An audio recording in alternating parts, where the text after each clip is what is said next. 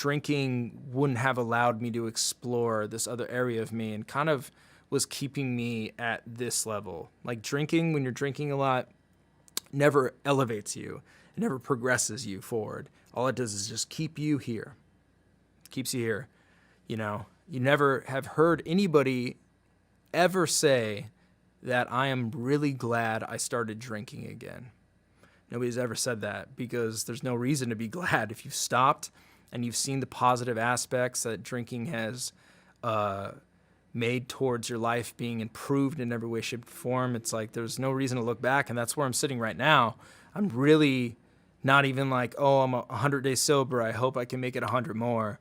I'm almost like drinking isn't even a thing for me anymore. I don't drink, and life has gotten so much better without drinking in every way. So I know a lot of people hit me up on Twitter about being sober. I know a lot of people always ask me questions about it. So I've been thinking about this for a long time. I want to form a place where people can get together and talk about issues with addiction. It doesn't have to be limited to alcohol. It can be any other addiction. I know there's every addiction out there. And even if you're having a hard time in life with depression, if you're having a hard time in life with your family, with work, anything, I know that everybody needs somebody to talk to, and not everybody has somebody to talk to. So I'm going to use Ruin Your Day as a platform for that. Every week on Wednesdays, I haven't decided a time yet, probably around 5 p.m. Pacific Standard Time. I'm going to have Ruin Your Day live for an hour. And basically what's going to be happening is the chat is going to be live, and that's going to be used as the floor for everybody to talk. I might be on a video feed answering questions to the chat. I might pull up some music that Ruin Your Day made to play. I might play some video in the background. It's going to be sort of a free-form vehicle type of feed. There's not going to be really a set thing that we're doing. The only thing that I want to go on is I want people to feel like it's a safe place to come into and talk and vent, talk to other people, maybe give advice. I'll be in there if anybody wants to ask any questions about being sober. I can give whatever advice I can for that. And yeah, essentially, I just think there needs to be a place like that. I think AA works really well for a lot of people because it's a community. It's a strong-knit community. You have a sponsor that holds you accountable for not drinking. You have other people that are going through the same thing as you. You realize there's a whole world out there of people that just don't drink. And that's rare these days, honestly. So I want there to be a place like that on Ruin Your Day that's doesn't have to be just limited to alcohol. It could be anything.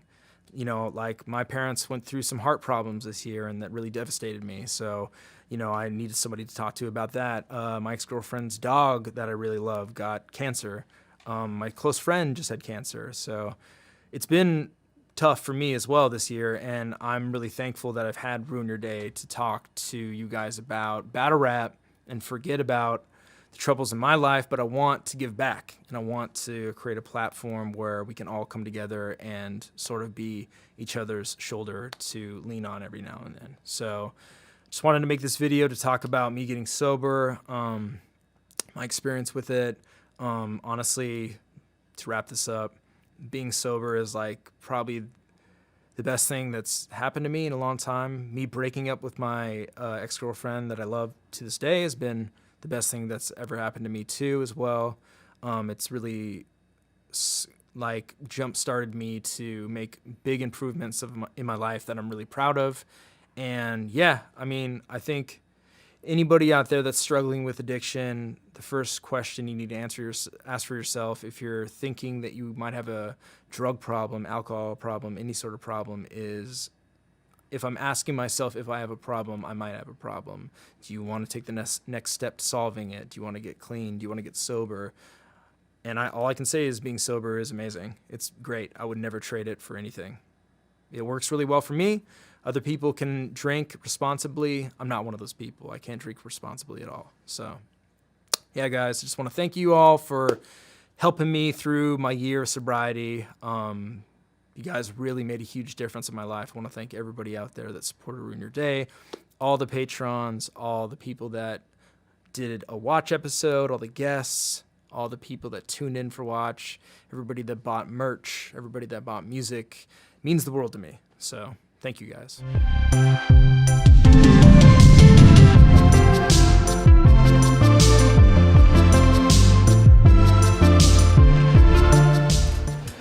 What's up, everybody? Welcome to Ruin an Hour, a safe place to talk about anything from sobriety, addiction, depression, anxiety, balance of life. My name is Kyle Gray. We're live twice a week, Wednesdays at 5 p.m. Pacific Standard Time and Sundays at 11 a.m. Pacific Standard Time. Today, we're joined with my good friend Nick, LUSH ONE, 6 months sober. I almost said 6 years. 6 years, baby. We're living in the future. Yeah, for real. So, my good friend Lush.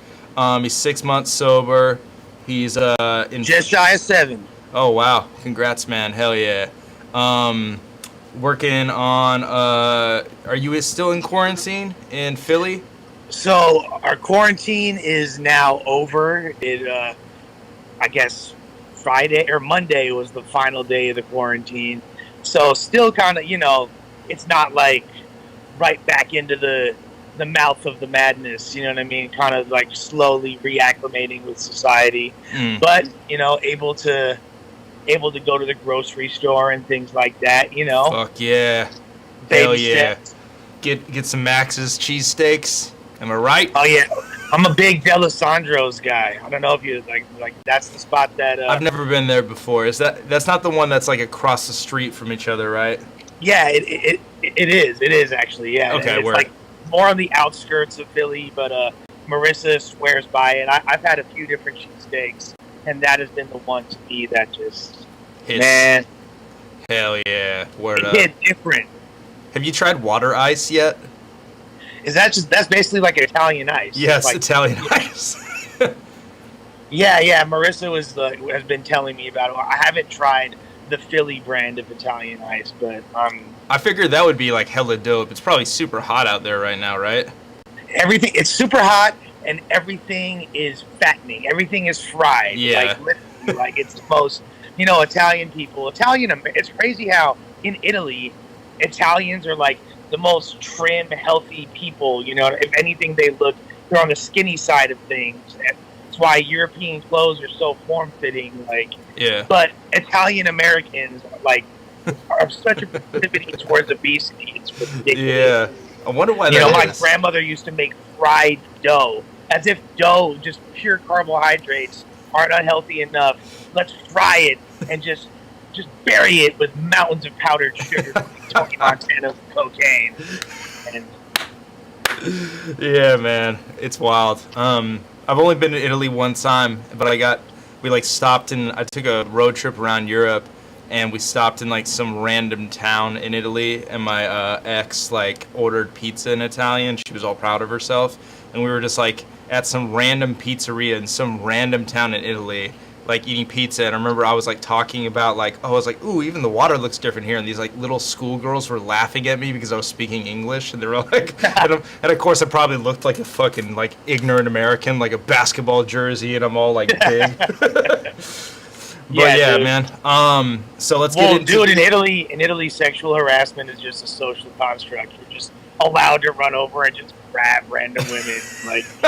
It's considered being amorous out there. All right, let's go. So it's first off, I want to just start this off with a question. Noah asks, "What's your dream battle?" Ooh. Well, it's so crazy. I gotta say, and not to just err on the side of corniness, but the fact that Math Hoffa battled Method Man, that's as close to a dream battle as anyone can imagine. You know what I mean? And just the way that y'all edited it was so fire. You know what I mean? It made it look like the cinematics, almost like John Woo meets Scorsese feel. You know what I mean? Thank you, and it was really dope. But and I understand that wasn't a typical battle. You know what I mean? Just the way it was. It's just one round and there's not a crowd.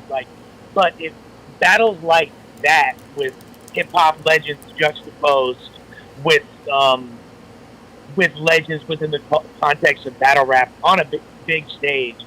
Incredible. I think that everybody would love to see Loaded Lux versus Daylight. You know what I mean? That's something that I've been thinking about for years. Ooh, yes. Especially if maybe on that Premier Day route would be incredible. Man, that would be wild. That would be insane. I feel like now's the right time for it more than ever because Lux is never going to stop having that juice. You know, Lux is going to forever have the juice. He's going to forever be the end boss.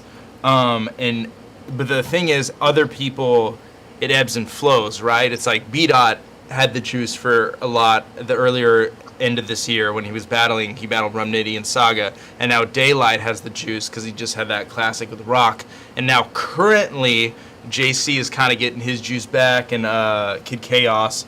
But yeah, I think now is the right time for Daylight and Lux, 100%. Well, as far as the juice, that's just like, that's social media trending, like, clout waves. Yeah. Which really doesn't, like, you know what I mean? Like, at the end of the day, to me, B-Dot is every bit as relevant right now as he was in the beginning of the year. You know what I mean? There's no change. It's just who's currently on the social blade upward trend. Like, you know what I mean?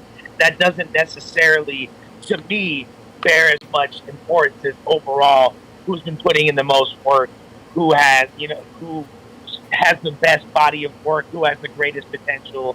You know, I would love to see B-Dot versus Lux as well. And so many people talk about how B-Dot and Lux is a mirror match, but to me, there's so many stylistic differences between the two of them that are like, that people really tend to overlook. Like, you know, they both have rapid fire delivery, but Lux way more so. Like, B-Dot, like, has so much more, like, stylistic pauses and different devices that he uses that Lux doesn't.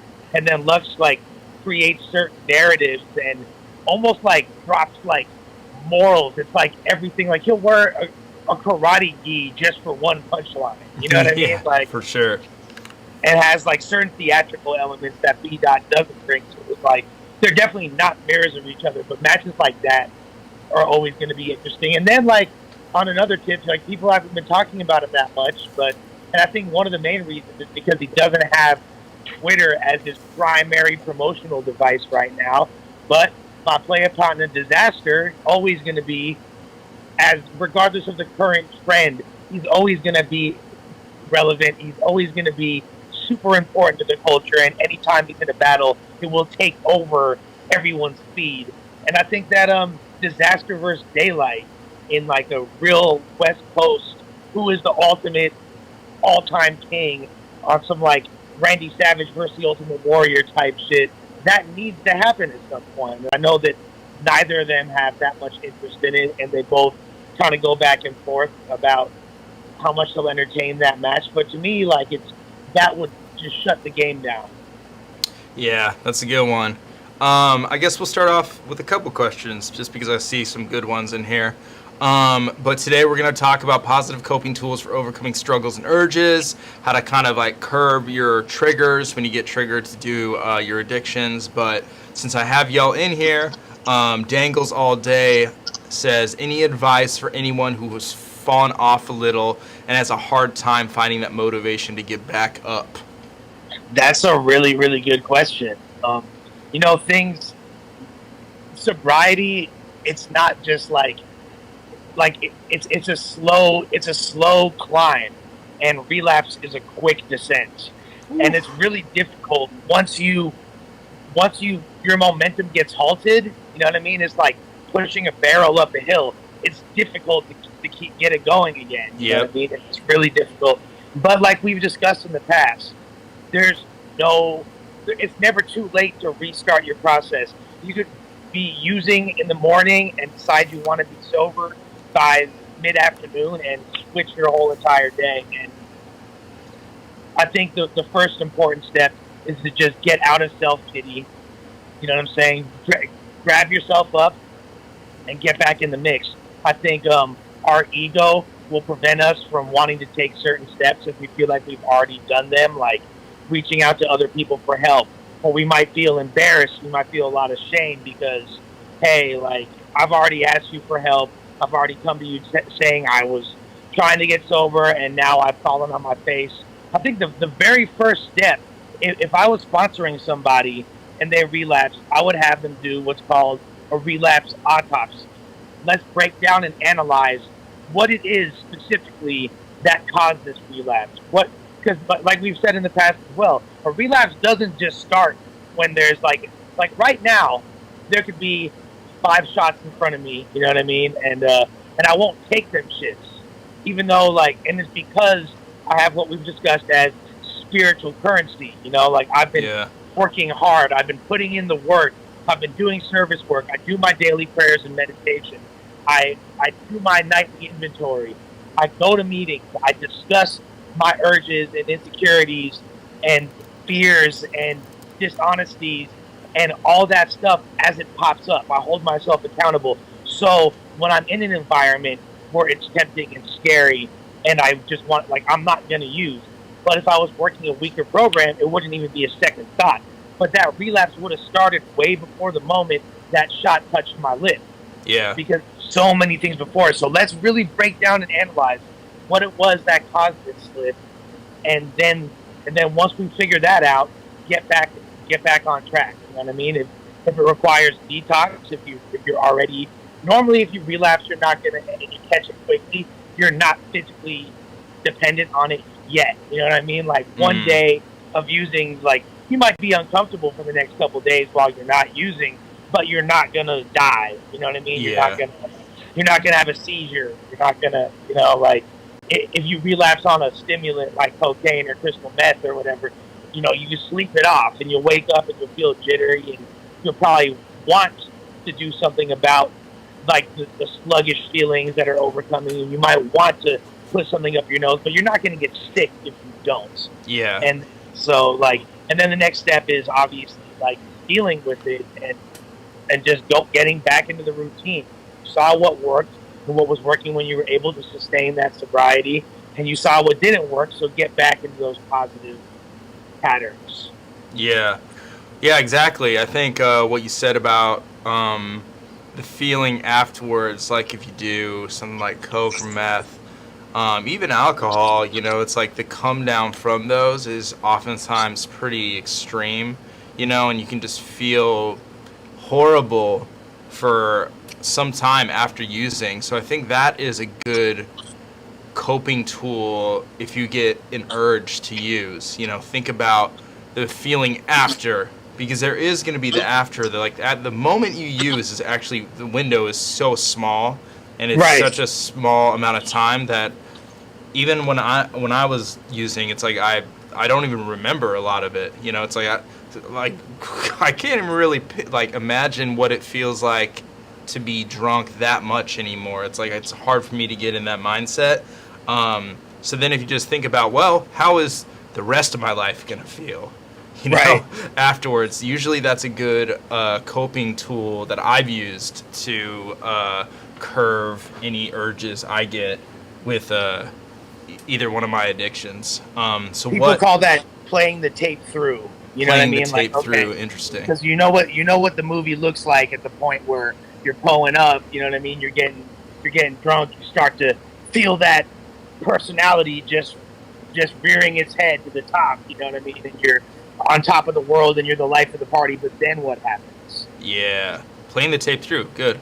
I've never heard that before. That's really on point. And for me, it doesn't work personally because when I want to use and is at that point, nothing will get in my way. Yeah. You know what I mean? I've already made my mind up. I know what the end of the tape looks like, and I do not give a fuck. Yeah. I'm getting hot regardless. So how do you, what positive coping tools do you use in your day-to-day life now when you have a little bit of a struggle, an urge, a trigger? What do you use currently? Well, I'll tell you this, man. I'm an expert in what doesn't work because I have 26 years of experience of improperly coping with my emotions, not being ambivalent, not caring, and destroying my body and mind. You know what I mean? So I know exactly what doesn't work, how to escape. So I only have it's I don't claim to be an expert on this. I'm shy of 7 months sober. Yeah. But the amount that I've struggled in this time period is immeasurable and equivalent to somebody that probably has been sober for a long time, because my addiction is so strong. I went so far down the rabbit hole that it requires me to do so much equivalent, like the equivalent amount of work on the other side of getting right. Because that's the device that I was told. Like, however far down you go in your addiction, that's how hard you need to work for your sobriety. So for me, like, the number one most important thing is transparency. Like, no matter what is going on, because I was, due to pride, due to ego, due to insecurity, I've never really been fully transparent about my emotions and what's bothering me. My fiance would ask me, "What's wrong?" Marissa would be like, "What's going on?" Nothing's wrong. I'm straight. I'm chilling. You know what I mean? Or I would be dishonest, like, "Oh, I'm just like not really feeling that well." You know what I mean? Like, I would attribute it to something else, but I would never say, because sometimes it might seem so insignificant or corny. Like, I saw something on social media that pissed me off. You know what I mean? Like, Yeah. there's a battle rap event going on. Other people are getting attention, not me, Yeah. and I feel left out. And I'm fearing that I'm irrelevant and unimportant, and things like that. That's what's really bothering me. But if I don't say that, I'm not holding myself accountable. That starts to eat at me, and then eventually, those are the things that give me a case of the buckets. I'm like, I'll take it to the bottle. Yeah. Every single time. You know what I mean? And so transparency with my emotions, holding myself accountable when those urges pop up. Like, hey, I've been fantasizing about using a lot. Like, I'm thinking about, like, damn, like yesterday I was thinking, like, I'll hold myself accountable right now. Yesterday I was thinking, like, how come I never filmed any of my music videos while I'm on ecstasy? I have so much personality when I'm on ecstasy. I love the way I just groove with the music, and I like inject myself inside the music, and I'm like, and I have so much swag. Why did I never capture that in any of my videos? Yeah. But that's me. That's the mental obsession right there. Like, Mhm. I don't need no motherfucking ecstasy to shoot a music video. Like, Yeah, word. that's like, it's a ludicrous thought, but it makes so much sense, and it'll bring through as like I'll convince myself, like, damn, well, maybe it's not that big of a deal if I just do ecstasy once for a video shoot. You know what I mean? Yeah. Or when me and my fiance are on our honeymoon, we can take ecstasy once, because what I mean? Like, because being in love in an exotic location isn't enough. Why not just add a chemical substance which might not even make me be able to maintain an erection? You know what I mean? Like, Yeah. like it's ludicrous. Like when you, quote unquote, as you said, play the tape through what it really looks like. But if I don't speak on these thoughts, they wind up having power over me, consuming control.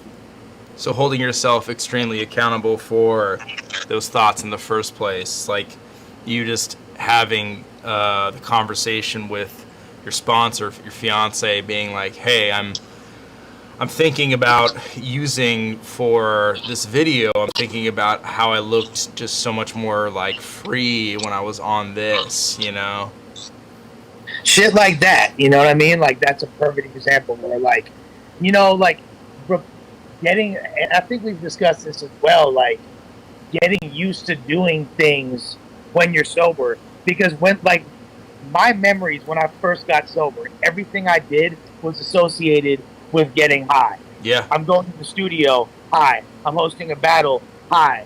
I'm having sex, high. Yeah. I'm doing all these things while under the influence. So I can't even fathom what it's like to do them sober. You know what I mean? Like, Yeah. my morning routine, like what I would do in the morning every single day. And like, so a part of it is retraining my brain into doing these things sober, creating sober memories for all these things. So my mind, my body now associates them with something else and not just getting high. You know what I mean? And it's not an integral part of the process. Another thing is, like, my daily routine, what I would do, like, living with the association of drugs. Like, I wake up in the morning, when I was using, the very first thing I would do is hit the bong before I would even fully breathe. You know what I mean? I'm hitting the bong, and then I'm popping pills and rolling up and taking a shot with the pills before I'm interacting with anybody, and I'm immediately on social media and looking at all these, looking at what everybody's saying about me, looking at how many views my video got last night, how many followers I increased or lost on Instagram. You know what I mean? Yeah. And then I'm seeing a bunch of negative things or things that bother me. People that I don't like interacting with each other. People, making subliminal disses against me or this or that, or what I interpret because I'm completely self-absorbed. You know what I mean? Mm-hmm. So I interpret certain things people are saying as being about me when it may or may not have anything to do with me. But my self-importance is like so out of control that I'll associate everything with me. And I'm seeing other people getting praise and adulation. So basically I'm already have all these messages that I'm receiving of you're not good enough, you're not important, you're like all this negative reinforcement before I've even got out of bed. You know what I mean? I haven't done anything. I haven't prayed. I haven't meditated. I haven't breathed. I haven't even taken a deep breath yet. And I've already fucking taken a shot, popped a pill, and masturbated. Yeah, wow, that's a lot. You know what I mean? And I've looked online, and I've looked and just absorbed all these negative messages, which I'm now carrying around. So, I think a huge part of it for me is finding a new coping mechanism, is eradicating the behavioral patterns that I was living in before. Because if I'm doing the exact same shit, I could not do drugs today. My program, I'm dialed in enough, damn near 202 days sober. You know what I mean? And I'm not counting. I just know that because of my little app. You feel me? And I happened to glance at it earlier. So, I'm sober enough as I could not go to a meeting today. I'll be fine today. I'm not going to use. I could not do prayer and meditation. I'm not going to use today, most likely. You know what I mean? But if I'm living exactly the way I was before, then what the fuck did I get sober for? You know what I mean? I'm behaving in the same way. I'm engaging in negative dialogue with people. And it's really hard, you feel me, to break some of these patterns. Because I so want to, if I think someone's talking freaky about me, I want to engage so bad. You know what I mean? That's hard. It's hard not to, right? It's really hard not to, especially when it's so easily justifiable. Hey, I'm an MC. This is hip hop shit. I see another rapper talking shit about me. It's beyond my sobriety. It's beyond spiritual fitness. This is now me as an MC allowing someone else to disrespect me. That's like a swordsman letting somebody fucking just graze his arm with a blade. You know what I mean? And it's very easy for me to just pop in and be like, yo, this is for the culture. But in reality, it is negative behavior patterns. It's not spiritually fit. It's perpetuating negativity that I'm on a daily basis praying to overcome. You know what I mean? Yeah, that's a good point, man. And I think that a really strong point you're bringing up is having good habits outside of just not even using, because it's I really like that thing you talked about for if I'm still doing the same thing that I was doing when I was using, but just I'm sober, why did I get sober? Because then it's if you have other bad habits that you're still delving into, getting really into social media, having egotistical driven arguments for self-justification, it's kind of there's something else there, which is probably the meaning of why you weren't even sober in the first place, why you were uncomfortable with yourself, off the bat. And I totally empathize with that, man. I struggle with that a lot on social media as well. It's when to bring stuff up. I'm to be flat honest with you, I'm dealing with that right now pretty heavily, with this whole caffeine thing. It's I've really struggled with, all right, do I put a blog out? Do I go in? Because at some point you feel justified for being yeah, this is I deserve to say my piece, but at the same time it's ultimately the energy you put out is what you get back. So it's if you're putting out negative energy just because you feel justified at the time because somebody else did you wrong, you're not going to get back good energy, just out of nowhere. It's not going to manifest positivity, It's just going to manifest more negativity in your life. And no, that's a really good point. And here's where it gets even trickier. Like, we've talked about resentments in great detail. If we don't, again, with the transparency and honesty, if we don't speak on this, at least to somebody, we don't acknowledge how it makes us feel, then for me, when this happens in my life, what winds up happening is I wind up being passive aggressive, or that sensation will come out in another way, like, hey, I'm really upset about this, but since I'm not dealing with it properly, since I'm not acknowledging it, and I'm just repressing these feelings, what I'm going to do is mistreat the other people in my life that are close to me, that I feel like I can pick on. I'm gonna mistreat my fiance. I'm gonna mistreat my friends. I'm gonna say something slick to somebody else. I'm gonna do something underhanded to somebody. But really, this is all a result of me being upset about the way I'm being treated in this other situation. And because I'm not shedding light on it and taking the power away from it, it winds up consuming me. Yeah. Yeah, that's true. That's true. So you acknowledging that right there, you're taking the power it has over you away from it. You know what I mean? Like, you're acknowledging, yeah, this shit isn't cool. And it's so hard because, like, we have this, like, frail, quasi-masculine ego that so many of us, especially within hip-hop culture, try to exude. It's like, well, I'm not even tripping. You know what I mean? Like, yeah, of course. And trying to maintain some false sense of leverage that doesn't even exist by not acknowledging our feelings, when really we're way stronger by being emotionally honest and not allowing things to have us by the balls. Because at that point, like, you're not the swordsman anymore, then you're the sword. And your anger, your emotions, resentments is wielding you, and you have no control over the way it gets utilized, and you wind up chopping the domes off the people all around you. That's a good point. That's a really good point. Yeah, you're accountable for your actions, and no emotion in our experience requires an immediate action. None. Emotions are transient. They'll, like, come and go. It's like all we have to do is just sit with them. It's like, and it is. You're right. Like, being honest about things bothering you is a good thing. It's like, oh, this bothers me. You talking about earlier? It's like, you're saying, like, oh, if there's an event that's getting attention and, and I'm not a part of it, and the fact that bothers me, you having that emotion is human and it's fine. But you acting on that emotion is where the disconnect is. If you were to, like, be like, well, fuck that event, like, that's where, the action would be the wrongdoing. But you having that emotion in the first place is human and it's fine.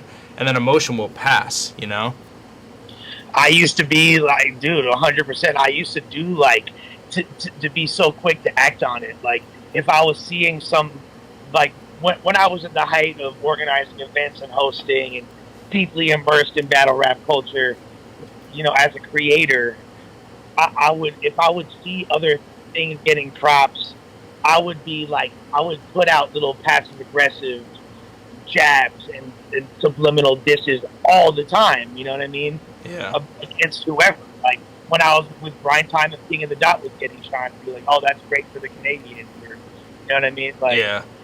Like, if it was, if I'm with King of the Dot and URL's doing something, I'd be like, oh, wow, that's great that they're using our format that we created to such an advantageous degree. Props to them. But, like, I'm still subliminally throwing jabs, which in the end aren't even accurate. It's like they're further in just extensions of my own insecurity. The way it's manifesting, Yeah, for sure. Yeah, exactly. It's really just like extruding your insecurities and uncomfortability with something, and oftentimes it's like if you are, that's the honestly the thing about struggles and pain and everything like that, and triggers, that shit is like a hookup from the universe. It's like a wake-up call, like, hey, something's wrong, something's incorrect here in your mentality, in your experience. focus. What is it? Let's find out. Let's dive into it. What's going on? Why are you uncomfortable? What, like for example, it's like if I'm not part of this event, why am I uncomfortable with this event? It's fine that other people are hired. Why do I have to be a part of every single event? Is it ego? Do you have an ego? Like, is that it? Do you, like, because you're not really struggling with money, you know, like stuff like that, you know, it's like kind of a hookup that the universe is giving you, like, hey, if you pay attention to this, you'll grow a little bit. That's game right there. And that's why the big book talks about thorough and fearless personal inventory. You know, like when those things pop up, it gets scary because then you have to look at yourself in the mirror and really analyze, like, what is it about me that I don't like about myself? What core belief system is being threatened right now? Yeah. What is it right now? And having to do that self-analysis could be really scary. And then actually admitting it to another human being to take the power away from it, that in and of itself. Because the thing is this, like, when I say, like, when I hear you say, like, oh, like, you know, I'm upset about, or I have feelings about the whole caffeine thing or whatever. Of course I understand that. And of course I can relate and empathize and sympathize with it because it's basic human emotions. But before you get that response from me, it's still like, oh, is he going to look at me some type of way for feeling like this? You know, having another human being validated takes all the power away. But before then, we're still consumed by uncertainty and fear. And that right there is like, you know, it's a mountain to move. Yeah. Yeah, that's really true. That's really true. So your support system is really who you voice these concerns to? Yeah, absolutely. You know, like they say that something that I heard somebody say that was I thought was really on point is we are pretty much, every human being is the median of the 5 people that we're the closest with. You know what I mean? Like so whoever you interact with the most, you can never be more spiritual than them, you can never be more negative than them, but you're going to fall in somewhere in the middle. So if you are surrounding yourself with a bunch of people with a low vibration, there's no way you're going to be able to personally attain a higher level. You're going to always be stuck at that lower vibration because that's what you're immersing yourself in. You know what I mean? Like, it's really important that for all of us to have a support system of people that we interact with that have something that we find will help further us and we can help further them, or else it just becomes a self-perpetuating negative cycle. Yeah. Yeah, that's really true. It's definitely like who you surround yourself with. I mean, it's the same thing as like your environment too, you know? So that's really strong words right there for sure. Like there's people that were in my life that were like for sure among the 5 people I interacted with the most, that I can, first of all, some of them are in prison now, you know what I mean? And like shit like that.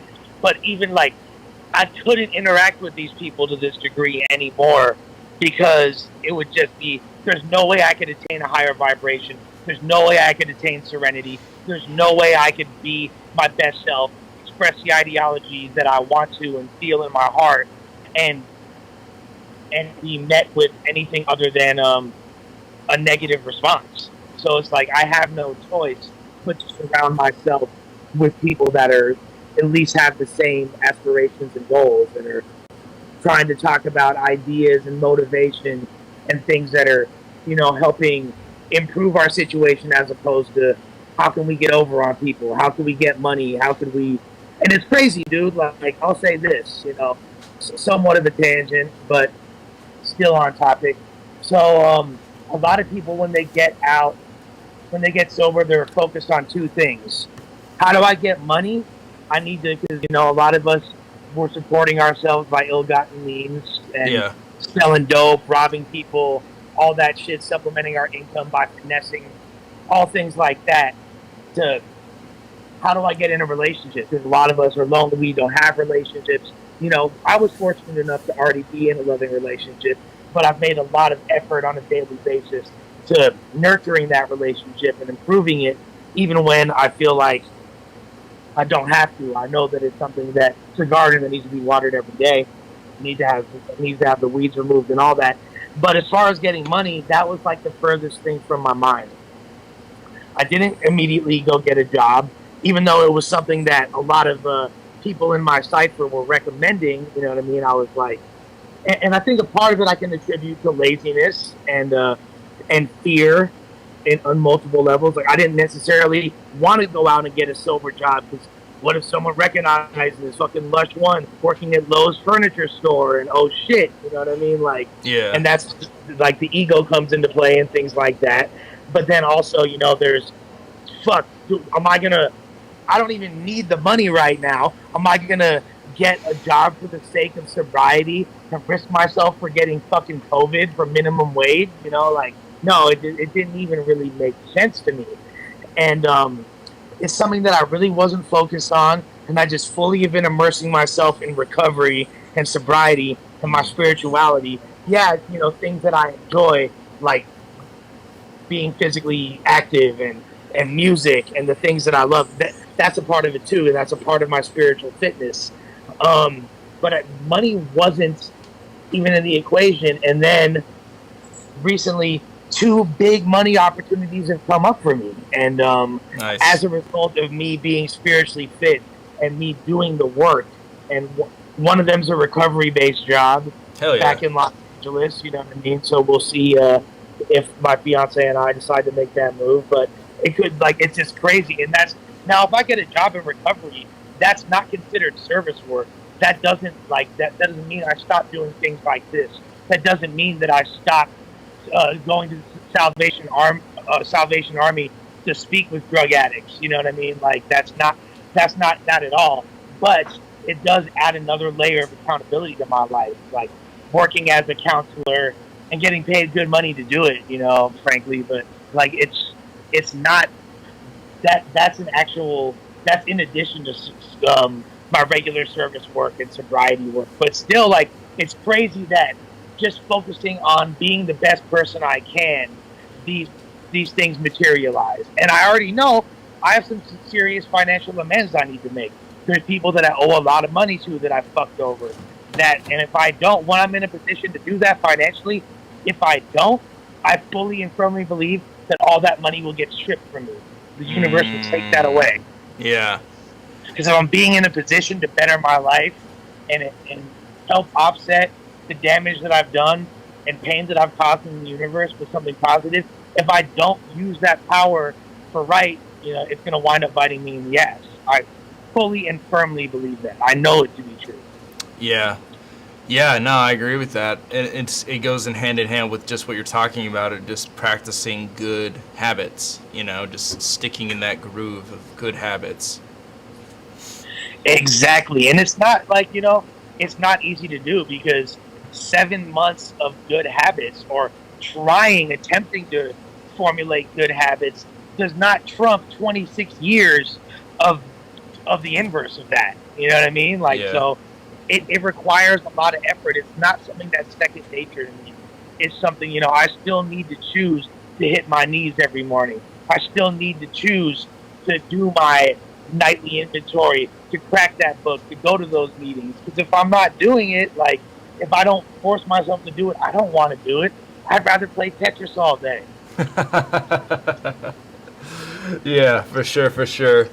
Yeah, I mean, I've definitely noticed that too. Just like, I think it's funny. I was watching this video the other day on, because I kind of go down these wormholes of YouTube in all ways, shapes, and forms. But I was down this one wormhole of just watching a bunch of videos of people talking about why they got sober. And this one woman was talking about it, and she was like, I think she was a holistic healer, and she might have been a witch too. She was talking about casting spells. But her, like, one point that she brought up that really resonated with me, and I think is really true, is that when you get sober, it's not even like your ability to do things gets better. It's just really your want to do inherently good things, I feel like grow stronger. And I don't know what that is, but maybe it's the fact that you feel better that you did do something good for yourself. So you're like, I want to share this with the world. I want like to do other good things for other people because this feels so right. But I did notice That's interesting. Yeah. Well, I don't know if you know, share that same sentiment. I absolutely do, and I think that there's a couple of things I'll attribute it to. Number one, when I was using, I've been such a selfish motherfucker my entire life that I completely just lose sight of helping other people, and even when I would help other people, it was still with selfish intentions at its core. Oftentimes, like, oh, I'm gonna be acknowledged by this person. This person's gonna owe me a favor. You know what I mean? Like, Yeah.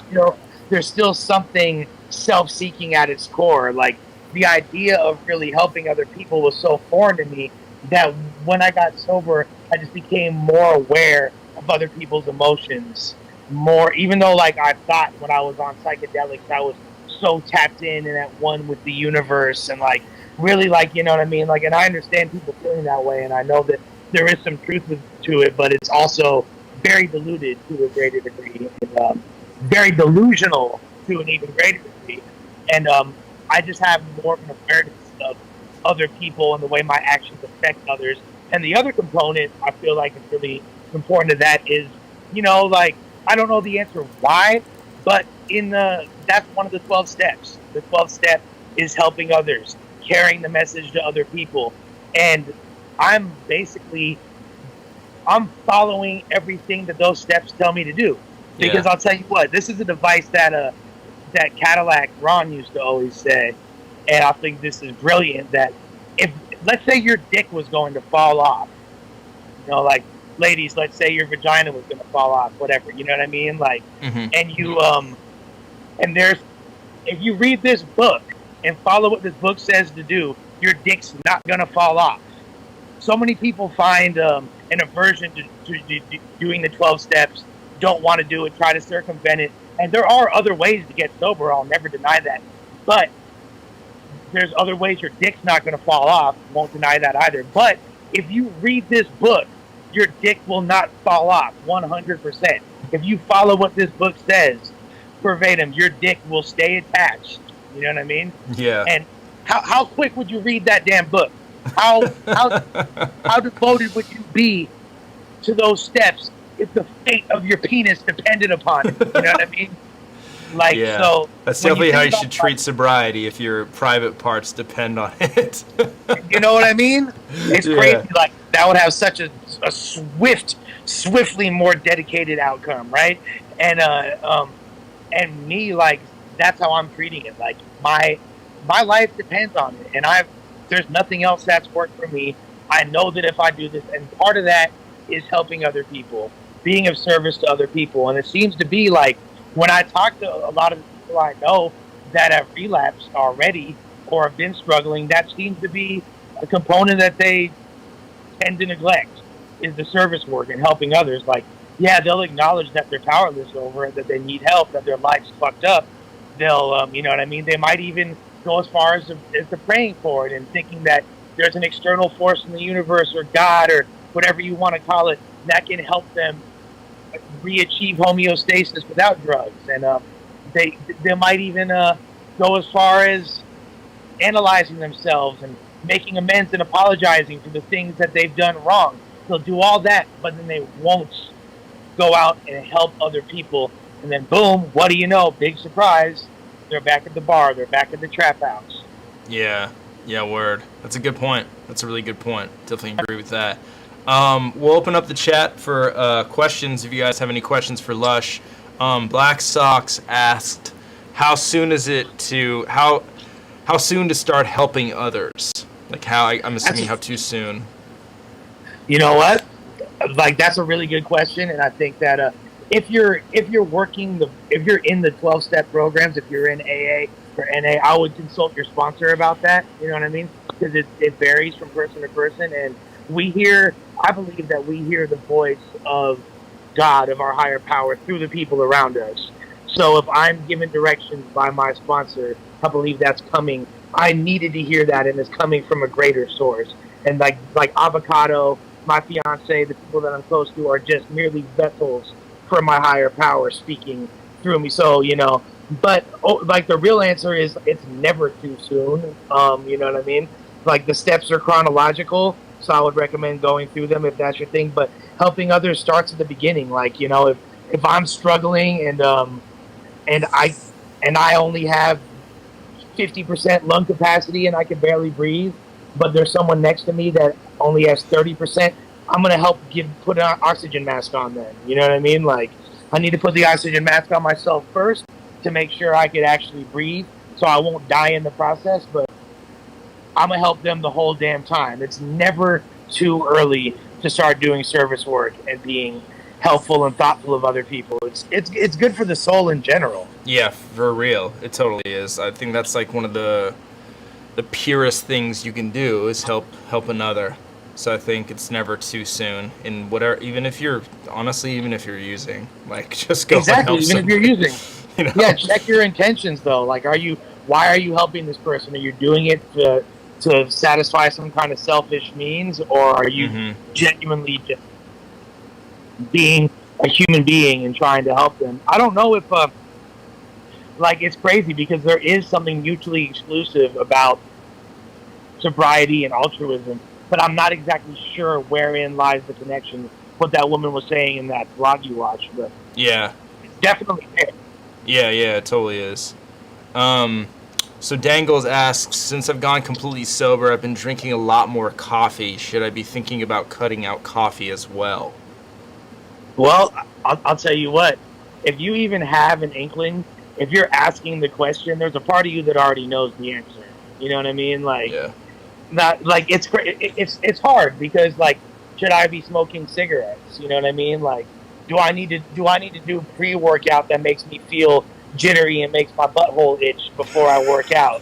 You know what I mean? Like, do I really need to do that? Like, Yeah. like what? Like, so at the end of the day, like, it's not a relapse. You drinking coffee. I mean, if you start snorting it, you know what I mean? Like, start snorting Folgers, that might be problematic. But I think if you know that there's a part of you that knows it's an unhealthy habit because you're already needing to question it. You know what I mean? I'm not going to sit here and justify it for you, which a lot of times people ask questions hoping that you're going to get a co-signature. Like, no, man, drink as much coffee as you want. I think the fact that you're even concerned about it is somewhat alluding to some form of unmanageability. You know what I mean? But I definitely wouldn't. I don't think it's I think it's something to keep in mind, and you might want to moderate. But it's not a relapse or anything like that. But just keep it in mind and watch it, because those things tend to escalate in a negative way over time. And if you're using it just as a coping mechanism transitionally, that's one thing. But then if it becomes something you're dependent on as part of your routine for recovery, that could be problematic. Yeah, word up. Andrew says congrats to you both. Omar asks, how do I know that it was quitting that improved my life and not other improvements to my habits? Well, I think it's probably all of the above. You know what I mean? Like, yeah. But you know what I mean? Like, if you felt the need to quit, then obviously that was playing a part to begin with. You know what I mean? Like, if you didn't just change other things and not, to me, like, what I hear in that, and this isn't to be insulting, but I hear the mental obsession right there. I hear a part of you trying to justify why it's okay to use. Yeah, me too. You want someone to tell you, well, why don't you go use and still do all these things and see how it turns out for you? Yeah. But to me, like, that's just the mental obsession at work. You know that whether the positive habits begat you being sober and not using, or you not using begat the positive habits, they're all running together like gang members. And if it ain't broke, don't fix it. But I would caution you and bring awareness to the fact that sounds like the mental obsession and a desire for someone to co-sign another attempt at using, seeing if you can manage your life while using. You know what I mean? I don't know. It doesn't really sound like it's the healthiest way to be, though. Yeah, I agree. And it's hard for me. I need to check myself because I could be very judgmental, and it's something that, and that's just my ego at work right there. Like when I hear people with different brands of sobriety, different definitions of sobriety, people that think, oh, I smoke weed, but I don't do heroin anymore, so I'm sober. I don't drink, but I smoke weed. And then I tend to be very judgmental over those people. But at the end of the day, if you feel like your life is manageable, if you're getting what you want out of life, if your life is fulfilling, and you're as successful and happy of a person as you can be, I'm in no position to judge you or anybody else. Yeah. Let me call you right back, Lush. Your video went out. Oh, okay. All right. Let's get him back. Get Lush back in this motherfucker. All right, cool. You're back. Yeah, I agree. Did you guess that last part though? What I was saying? Yep. Being judgmental, I definitely struggle with that as well. Yeah, I've definitely been really trying to work through being judgmental of people that, like, especially people from my, like, you know, my old friends that still just like binge drink every weekend. Still, it's really hard for me to, you know, not be judgmental of that. And just be like, they're living a different lifestyle than I am. You know, it's really hard for me to not pass judgment, and that's something that I need to work with because that judgment is a root within myself. Totally, and I think for me, when I feel that way, a lot of it stems from jealousy, that they can do that, but I can't. Yeah, that's true. That's really true. Yeah, definitely is branching from that, for sure. Alex Zugami, he's saying, can't front y'all, I'm having a rough time. What would your advice be to somebody having a rough time, Lush? Well, I'll tell you off top, the fact that you're reaching out for help and acknowledging it, that's the best thing you can do. You know what I mean? And I'm proud of you for even taking that step, you know? And I think that the fact that you realize there's something wrong and there's a part of you that has a desire to change the patterns and circumstances of your life, or else you wouldn't have spoke on it. You know what I mean? Or else you would have just let it continue to consume you. And the fact that you're even able to take that, to acknowledge that, I think that you're taking the first step. The next step is really reaching out to somebody and trying to identify what it is that's consuming you, what are you struggling with, and what you need to change. Yeah. But I think the fact that you're even reaching out for help is a great sign, because there's so many people. You know, I've been in positions where I've been totally crippled by my disease, crippled by fear, crippled by insecurity, and just defeated by life, and didn't even have the wherewithal to reach out for help. Like when I was at my bottom, if I had never texted Marissa and I don't even remember sending her the text on Easter of 2019 when I reached out to her and just told her happy Easter. You know what I mean? If I hadn't done that, she hadn't hit me back, I don't even know if I would have survived that day. Yeah, wow, that's wild. That's super wild.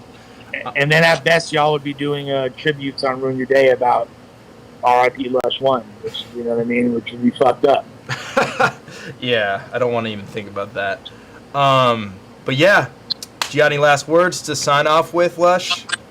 I appreciate everybody. Anybody that is struggling, Alex or any of y'all, reach out, man. Hit me up on the gram or any social media, and I would, you know, I'm here to talk to y'all as much as I can. And this is Ruin Hour is an incredible format and an incredible platform for everybody to talk about what's going on and for us to all work through these issues together. You know, like, we're all brothers and sisters in recovery. Want to give a big shout out to Sister Outspoken Finesse and RX for also contributing incredible things to the Ruin Hour platform. I think that I learned so much by watching them, and I encourage all of y'all to do that as well. And much love, and we'll be back next Sunday. I believe Sunday, right? Yeah, do you want to come on Wednesday, actually? I will see y'all on Wednesday. Cool. You feel me? Hell on yeah. Hump Day to discuss more of the same and more of the unknown. Appreciate y'all. Much love, and we out this biatch. Thank you, guys. I will see y'all later. Peace.